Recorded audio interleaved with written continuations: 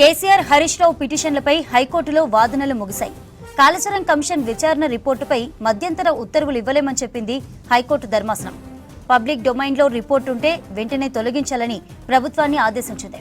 పూర్తి వివరాలతో కౌంటర్ దాఖలు చేయాలని ఏజీకి సూచించింది. విచారణ 4 వారాలకు వాయిదా వేసింది. ఈ అంశానికి సంబంధించిన అప్డేట్స్ తెలుసుకుందాం. సత్యం లైవ్ లో ఉన్నారు.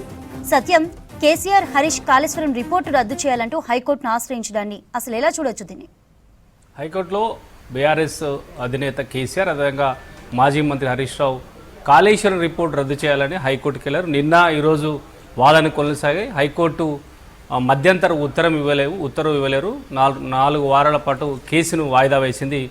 పూర్తి రిపోర్టుతో తిరిగి రావాలంటూ ఏజీకి హైకోర్టు ఆదేశాలు జారీ చేసింది. కానీ ఈ కేసులో బీఆర్ఎస్ వాదన మరింత కాళేశ్వరం రిపోర్టు విషయంలో బయట పెట్టొద్దు, అసెంబ్లీలో కూడా ఈ రిపోర్ట్ని చర్చకు పెట్టొద్దు అనే అంశాన్ని ప్రస్తావిస్తూనే ఈ కాళేశ్వర విచారణకు హాజరైన మాజీ ముఖ్యమంత్రి కేసీఆర్, మాజీ మంత్రి హరీష్ రావు ఇద్దరు తమకు 8B 8C ప్రకారం నోటీస్ ఇవ్వకుండానే విచారణకు పిలిచారు అని ఈరోజు హైకోర్టులో వాదనల సందర్భంగా కేసీఆర్ తరపు న్యాయవాది కోర్టులో వాదించారు. కానీ కాళేశ్వరం కమిషన్ కేసీఆర్కు నోటీస్ ఇచ్చినప్పుడు, సమాచారం విచారణకు హాజరు కావాలని నోటీస్ ఇచ్చినప్పుడు అది అంశాన్ని ప్రస్తావించకుండానే మొదటిసారి కేసీఆర్కి నోటీస్ ఇచ్చినప్పుడు ఆయన ఈ సమయంలో తనకు అవకాశం లేదు, తనకు వీలు కాదు, మరోసారి సమయం ఇన్ని అంటూ కాళేశ్వరం కమిషన్ కోరడంతో కేసీఆర్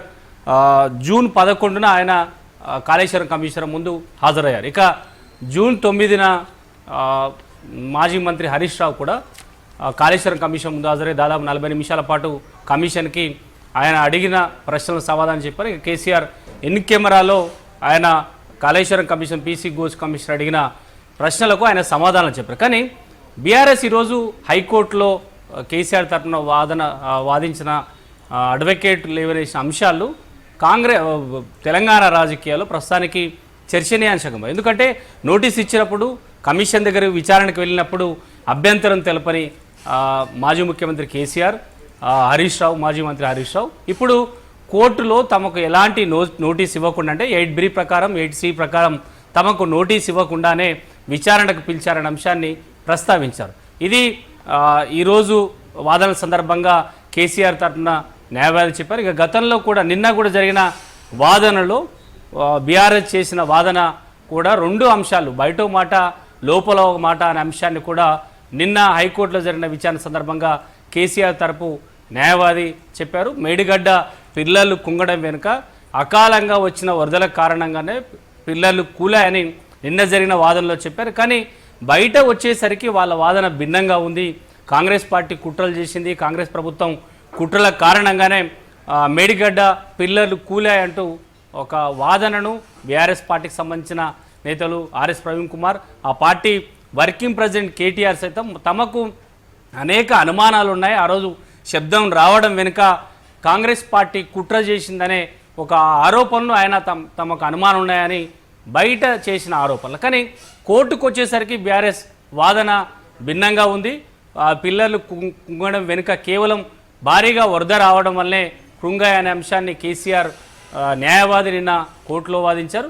అదేవిధంగా ఈరోజు కూడా విచారణకు హాజరైనప్పుడు విచారణకు భారీగా విచారణ కమిషన్ ముందుకు వచ్చారు.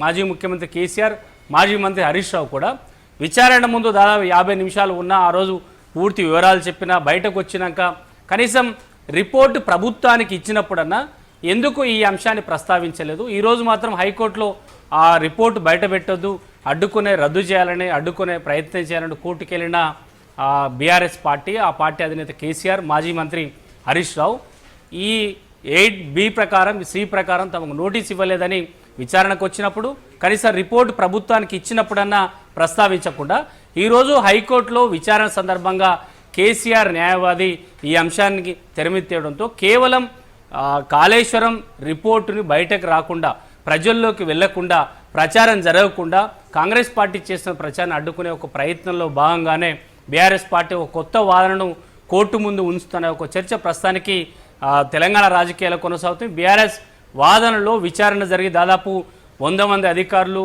మిగతా కాంట్రాక్ట్ సిబ్బంది మొత్తం దాదాపు ఒక 1500 మందిని సుదీర్ఘంగా విచారణ చేసిన కాళేశ్వరం కమిషన్ బీఆర్ఎస్ పార్టీకి సంబంధించిన నేతలు, బీఆర్ఎస్ పార్టీ ప్రభుత్వంలో పనిచేసిన నేతలు అంటే కేసీఆర్ కానీ, మాజీ మంత్రి హరీష్ రావు కానీ, నాడు ప్రభుత్వంలో ఆర్థిక మంత్రిగా పనిచేసిన ఈటలతో పాటు కొంతమంది మేధావులను కూడా విచారణ ముందు హాజరయ్యారు. ఈ సందర్భంగా విచారణ జరుగుతున్న సందర్భంగా కానీ, రిపోర్టు తయారవుతున్న సందర్భంగా కానీ, రిపోర్టు సమర్పించిన సందర్భంగా కొని ఎప్పుడు మాజీ ముఖ్యమంత్రి కేసీఆర్ కానీ, హరీష్ రావు కానీ ఈ 8B 8C ప్రకారం తమకు నోటీస్ ఇవ్వలేదు. ఒకవేళ ప్రాపగండా చేస్తుంది ప్రభుత్వం, ఎందుకు ఇది చేస్తుందనే అంశాన్ని అభ్యంతరం తెలియజేయకుండా బయట మాత్రం ఈ అంశాన్ని ప్రస్తావించకుండా కోర్టుకు వెళ్ళేసరికి లీగల్గా కాళేశ్వరం కమిషన్ రిపోర్టును అడ్డుకునే ప్రయత్నంలో భాగంగానే తమకు నోటీస్ ఇవ్వకుండా విచారణకు పిలిచారు. కావాలని ఆరోపణలు చేస్తున్నారు, తమ గౌరవాన్ని భంగం కలిగించే విధంగా ప్రచారం చేస్తున్నారంటే ఒక లీగల్ అంశాన్ని తెర మీద తీసుకొచ్చే ఒక ప్రయత్నం బీఆర్ఎస్ పార్టీ చేస్తుంది. ఎందుకు ఈ అంశాన్ని ముందుగా ప్రస్తావించలేదు? నిన్న కోర్టులో విచారణ సందర్భంగా చెప్పిన ఆరోపణలకు సంబంధించి కానీ పిల్లలు కృంగాయనే అంశాన్ని వరద వల్ల లేదా అకాల వర్షాల వల్ల వరదల వల్ల కృంగాయనే అంశాన్ని బీఆర్ఎస్ పార్టీ ప్రజల్లోకి వెళ్ళినప్పుడు బహిరంగ సభల్లో మాట్లాడినప్పుడు ఈ ఆరోపణలు ఈ అంశాన్ని ప్రస్తావించకుండా కేవలం కాంగ్రెస్ పార్టీ కుట్ర చేసింది, ఆరోపణలు చేసింది, బాంబులు పెట్టి పేల్చింది అనే అంశాన్ని ప్రజల్లో చెప్పి కోర్టుకు వచ్చేసరికి మాత్రం వరద వల్ల లేదంటే అకాల వర్షాల వల్ల కృంగాయనే అంశాన్ని ప్రస్తావించి కోర్టులో ఒక అంశము. ఈరోజు 8B 8C ప్రకారం తమకు నోటీసులు ఇవ్వకుండా విచారణ పిలిచారు, కావాలని ప్రాపగండ చేస్తున్నారు. ఈ అంశాన్ని బయట లేదంటే విచారణకు వచ్చినప్పుడు ప్రభుత్వానికి విచారణ కమిషన్ రిపోర్ట్ ఇచ్చినప్పుడు లేదంటే నేరుగా మంత్రులు మీడియాతో మాట్లాడినప్పుడు ఈ అంశాన్ని ప్రస్తావించకుండా కేవలం కోర్టులో ఈ అంశాన్ని ప్రస్తావించడం ఇంకా కేవలం ఈ రిపోర్టు బయటకు రాకుండా బీఆర్ఎస్ పార్టీ అడ్డుకునే ఒక ప్రయత్నం చేస్తుందని రాజకీయంగా ఆరోపణలు చేయడం ఒక అయితే లీగల్గా కోర్టులో వాదనలు వచ్చినప్పుడు మాత్రం బీఆర్ఎస్ పార్టీ మరో వాదనను తెరమితేస్తున్న అంశం తెలంగాణ రాజకీయాల్లో ఒక చర్చనీయాంశంగా మారిందని చెప్పొచ్చు.